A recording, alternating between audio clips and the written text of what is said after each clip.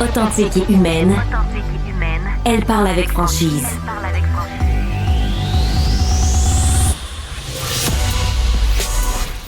Elle traite l'information avec rigueur et efficacité.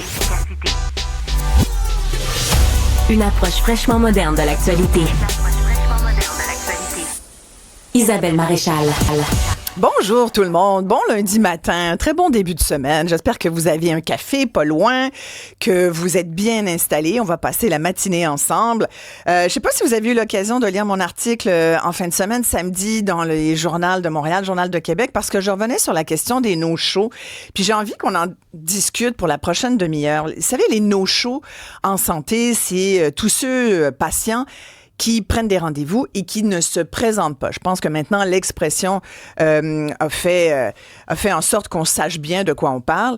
Ne pas se présenter, pour moi, c'est un non catégorique de dire on va faire payer les patients. Et je vais vous expliquer pourquoi. C'est que j'ai l'impression que tant que notre système n'aura pas démontré qu'il fonctionne bien, je vois pas comment on pourrait pointer du doigt les gens puis leur dire, tu t'es pas présenté, tu vas donc payer ce ticket modérateur. On veut modérer l'ardeur des patients en suggérant de faire payer ceux qui ne se présentent pas, parce qu'on nous dit ça coûte de l'argent au système. Puis je suis d'accord avec ça, là. Il y a des médecins qui vont témoigner d'ailleurs à l'émission, je vais vous les présenter dans un instant, qui vont sans doute nous dire ça nous coûte de l'argent, nous, quand les gens se présentent pas. Et puis c'est vrai que d'un point de vue général, quand le monde se présente pas, c'est dommage pour ceux qui attendent. Ça, on est tous d'accord avec ça. J'aimerais qu'on parle de l'ampleur du fléau. Est-ce que c'est à ce point si problématique? On va en discuter avec des invités, mais vous me permettrez de donner tout de suite nos numéros pour vous permettre de donner votre opinion là-dessus. C'est important pour nous à cette émission que vous puissiez témoigner, que vous puissiez nous raconter votre expérience. 1-877-827-2346 pour nous parler. Et par texto, vous pouvez m'écrire vos commentaires en faisant le 187 Cube Radio. En fin de semaine, sur les réseaux sociaux, je posais la question aux gens et il y a Valérie qui m'a écrit, c'est OK pour moi de sévir pour les personnes qui font souvent des no-shows, mais on peut-tu parler aussi des médecins qui sont toujours en retard de 2-3 heures? Il y a Manon qui dit, moi, mon médecin de famille m'a rayé de sa liste de patients car je n'ai pas pu annuler mon rendez-vous. Mon fils était à l'urgence, incapable de rejoindre la secrétaire. Le répondeur ne prenait pas de message. Lynn qui dit, j'ai eu à prendre et annuler des rendez-vous dernièrement avec Clic Santé. J'ai dû annuler à travers le site. C'était très problématique. Soit le lien n'avait pas de bouton annuler, soit la page n'offrait pas d'autre option annulation. Après plusieurs tentatives, j'ai opté pour un message sur la boîte vocale. Il y a Louise qui me dit long message qui où visiblement elle est suivie par un pneumologue. Je vous le résume un peu. Elle est suivie par un pneumologue. Finalement, avant son rendez-vous, elle doit être amenée en ambulance parce qu'elle est en détresse respiratoire. Évidemment, on comprend que si tu es à l'urgence, tu peux pas aller te présenter un rendez-vous. Bref, elle a voulu, elle, laisser un message. Elle dit, une vraie joke est plate. Les bureaux sont fermés. On me disait, veuillez rappeler. Je rappelle. Ça disait, nous recevons un volume d'appels trop élevé. Veuillez rappeler demain. Bref, elle s'est présentée quelques jours plus tard pour obtenir un nouveau rendez-vous. Et là, il y avait 2 secrétaires. L'une qui vérifie, me dit-elle, et l'autre qui lui dit que son dossier a été fermé parce qu'elle ne s'est pas présentée. Et elle dit, voyons donc, j'étais à l'hôpital. Et là, l'autre secrétaire, il aurait dit, très bête apparemment, me dit Louise, écoutez, on manque de personnel, on a une pile de rapports reçus par fax, on n'a pas le temps, là, nous, là. De toute façon, votre dossier est fermé, puis le docteur, il prend sa retraite sous peu.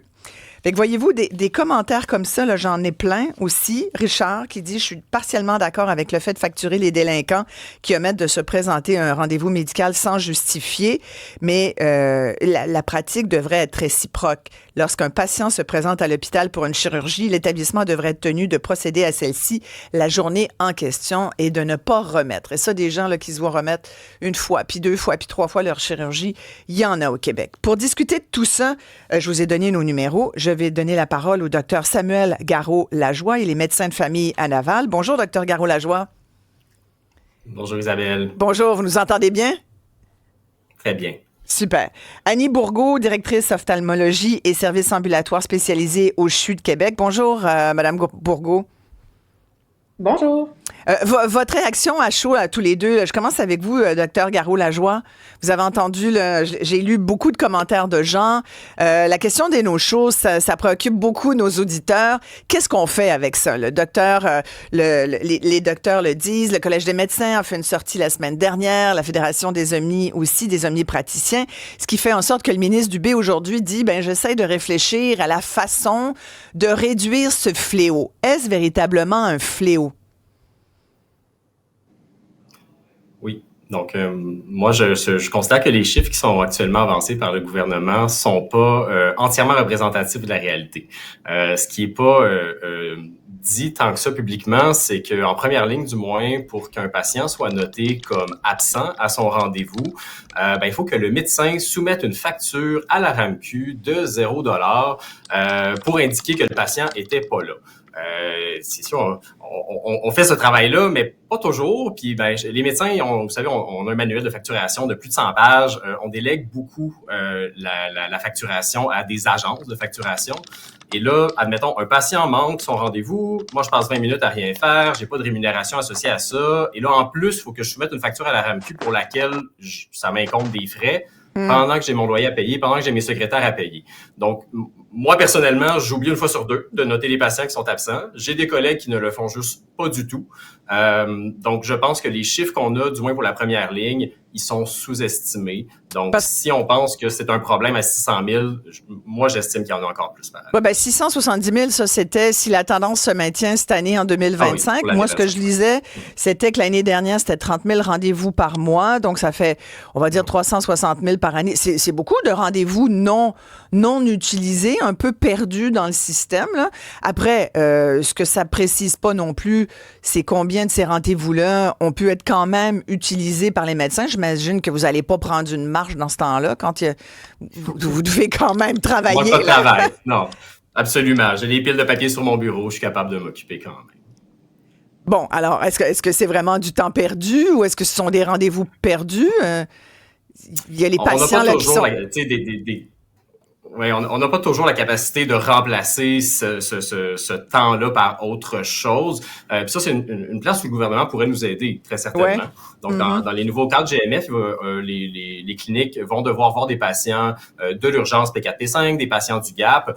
Pourquoi ne pas avoir un système qui, quand on a un rendez-vous d'annulé à 24 heures d'avance, qu'on sera peut-être pas capable de remplacer, qu'on nous envoie à la place un patient de l'urgence, un P4-P5, qu'on nous envoie un patient du GAP. Donc ça, c'est des choses que le gouvernement pourrait faire pour nous aider à mitiger l'impact qu'ont les absences. Parce que là, si je suis le raisonnement, 30 000 par mois, ça fait 360 000 par année. C'est le calcul que je faisais dans mon article en fin de semaine sur 18 millions de rendez-vous à offrir aux patients québécois. On est dans les 2 %. Bon, 2 % de rendez-vous manqués, on est tous d'accord. C'est pas souhaitable, c'est 2 % de trop, mais il y a des circonstances atténuantes. Des gens qui ne peuvent pas, parce qu'ils sont tellement malades, qu'ils se sont finalement ramassés à l'urgence dans l'entrefaite. C'est combien du 2 %? On n'est pas capable de le dire. Là, on vient de parler de ceux qui, quand même, reviennent. Le rendez-vous est occupé par, finalement, quand c'est dans un GMF ou une clinique, je pense que si on voit que les gens se présentent pas, on peut sans doute être... Il y a toujours des gens qui sont en liste d'attente. C'est aussi sans doute possible de leur dire, regardez, on a telle personne qui ne s'est pas présentée, la salle d'attente est pleine, on va prendre le patient suivant tout de suite, puis présentez-vous. Après, j'ai de la misère à voir là, que pendant le moment où le patient ne s'est pas présenté, il n'y a rien qui se passe, là, finalement, à part le fait que vous allez jouer dans vos dossiers, ce qui est important aussi, puisque, visiblement, on vous demande beaucoup trop de faire de bureaucratie et de paperasse. Mais bon, comprenez ce que je veux dire? C'est juste que j'essaie de mesurer là, pourquoi on en fait tout un plat de cette affaire-là, alors qu'il y a tellement d'autres dossiers tellement plus importants dans le réseau de la santé que de pointer du doigt les patients. Oui. Pour compléter sur ce que vous disiez, je suis capable de m'occuper très bien pendant l'absence de mes patients. Puis les rendez-vous téléphoniques, là, si j'ai un patient qui est pas là, je vais l'appeler. Puis si c'est quelque chose que j'étais capable de régler par téléphone, coudonc, on va le régler par téléphone. Sinon, on lui redonnera un rendez-vous un petit peu plus tard. Puis il sera sensibilisé au fait qu'il a manqué son rendez-vous, son docteur l'a appelé. Ça va peut-être lui donner le goût d'être un peu plus présent. Ouais. Ensuite, sur l'importance du problème, c'est parce que moi, je me mets à la place des patients. Admettons non inscrits. Parce que moi, ce que je vois vraiment, les patients qui manquent leur rendez-vous dans ma pratique, en réalité, ce sont les patients qui sont inscrits à mon nom, qui savent que dans 2 semaines, sont capables d'avoir un nouveau rendez-vous avec moi. pas les urgences mineures, pas des gens qui prennent 2 puis 3 rendez-vous. Je comprends pas cette logique-là de M. Dubé qui pense que les gens prennent 3 rendez-vous différents pour un problème aigu. Il me semble que quand t'en as un avec une date puis une heure, ben t'en prends pas un deuxième puis un troisième. Moi, ce que je vois, c'est des patients inscrits qui ne se présentent pas parce qu'ils ont beaucoup d'accès à leur médecin de famille et je trouve ça très, très injuste que eux se permettent de manquer des rendez-vous alors que des gens n'ont pas de médecin de famille, n'ont pas accès à des soins de première ligne, doivent passer par le GAP, c'est long, c'est pénible. Donc, point de vue d'équité et d'égalité, ça vient un peu me fâcher pour les patients qui n'ont pas de médecin et qui n'ont pas d'accès. Et ceux-là, là, que vous dites ceux-là, et c'est intéressant, là, Dr. Garot-Lajoie, ce que vous nous dites, parce qu'on commence à circonscrire un peu qui sont ces patients, c'est-à-dire ceux qui ont un accès facile à leur médecin de famille. Est-ce qu'il y a un type de patient, un âge de patient? Est-ce que du monde qui n'ont pas de vie, là, ils ont juste ça à faire, passer du temps chez leur médecin? Vous avez pu remarquer, vous, non. Quel genre? Est-ce qu'il y a un archétype là, du mauvais patient qui se boucle partout? Ben non. Ben non. Je crois que c'est une question des fois, comme vous dites, d'organisation, d'horaire, de transport. Autant ça peut être des travailleurs très occupés qui oublient leur rendez-vous que des personnes âgées qui, ils pensent pas, qui oublient. Donc, j'ai pas d'archétype. Mais si on compare ces populations-là, de leur imposer, comme le suggère M. Dubé, une pénalité, un 30 $ fixe à tout le monde, ben ça va pas avoir le même impact sur ma patiente dentiste qui fait 200 000 $ par année versus sur mon patient qui fait beaucoup moins, qui est moins bien nanti, pour qui ce 30 $ là va avoir un impact peut-être sur son épicerie cette semaine-là. Donc, moi, je pense que la mesure punitive du 30 $ d'un montant X par rendez-vous, c'est pas une bonne idée, c'est discriminant. Ça va amener les gens qui sont moins favorisés à moins aller chercher de soins médicaux. D'ailleurs, c'est démontré, des études qui l'ont prouvé que si on mettait ce genre de mesures-là en place, les gens moins bien nantis prenaient moins de rendez-vous, faisaient moins leur dépistage, on trouvait moins de problèmes d'avance, on les traitait moins précocement. Et ce que ça donnait, c'est que quelques années plus tard, ces gens-là étaient très malades, on les ramassait dans le système public et ça coûtait autrement beaucoup plus cher. Donc, c'est pas une mesure avec laquelle moi je suis... Donc, vous êtes pas à l'aise du tout avec cette mesure-là, là? Non. Et il y a beaucoup de gens qui disent, hey, les médecins vont-ils nous compenser quand ce sont eux là, qui nous annulent ou qui sont très en retard, 3-4 heures de retard, c'est pas anodin, là, puis en même temps, c'est quand même assez fréquent. Il y a les gens qui disent, là, ça devrait marcher des deux côtés, il me semble, comme dit François. C'est un bon point quand même, docteur Garot-Lajoie, de dire ça. Ça montre à quel point ça marche des deux bords, cette affaire-là aussi. Là. Et oui. Ça veut dire qu'il faut trouver un système pour que tout le monde fonctionne bien dedans. Là. Tout à fait. C'est une responsabilité qui doit être partagée par le système, par les cliniques, par les patients. Je comprends parfaitement bien des patients qui essaient d'appeler 2 fois puis 3 fois pour annuler leur rendez-vous, qui restent sur la ligne, qui poirotent pendant 20 minutes, puis finalement qui raccrochent. Ils avaient une bonne intention, ils voulaient annuler, mais on leur a pas donné de moyen d'annuler. En première ligne, on a nos dossiers médicaux électroniques qui, la plupart, sont capables d'envoyer un texto, un courriel avec un lien simple pour annuler. Parfait, ça fonctionne. Les patients s'en servent quand même assez souvent. Mais en deuxième ligne, je pense que c'est différent. Je crois pas qu'à l'hôpital, ce soit des choses qui soient aussi prévalentes, qui soient aussi utilisées. Donc, de donner les moyens aux patients. Les patients ont leur bout de chemin à faire en étant responsables puis en annulant, mais le système aussi en leur donnant la possibilité d'annuler facilement. Il y a Michael qui réagit 20 minutes à rien faire, c'est sûr que il dit j'avais un rendez-vous moi à 13h, je suis passé juste à 15h. Une chance qu'il y a des no-shows, ça nous fait de l'air un peu. Il y a Carole qui dit il y a sans doute probablement quelques exceptions qui tentent d'annuler leur rendez-vous, mais je gagerais que pour la très grande majorité, c'est une attitude de je m'en foutisme, d'égoïstes qui ont rien à faire de cette situation. Elle trouve ça très frustrant parce que elle dit moi qui n'ai plus de médecin de famille depuis plus de 3 ans, j'aurais grandement besoin d'avoir un suivi sur plein de choses. Alors pour elle, oui, pourquoi pas imposer une pénalité. De toute façon, ils paieront jamais. Après, bon, c'est pas mauvais. Là. Ce que Carole nous dit, c'est bien beau de leur dire, mais la prochaine fois, ils vont... Comment on va s'assurer qu'elle soit payée, cette pénalité-là?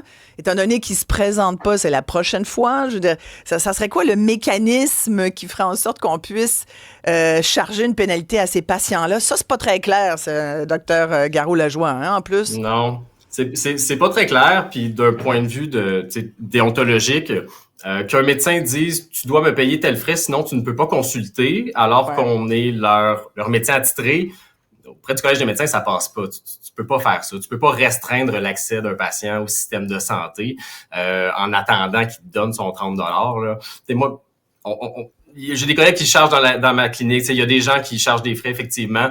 Ah ouais? Il y en a chez vous? J'ai chargé une fois un frais pour un patient qui était absent, puis c'était vraiment des absences répétées, puis je me suis senti mal de ça.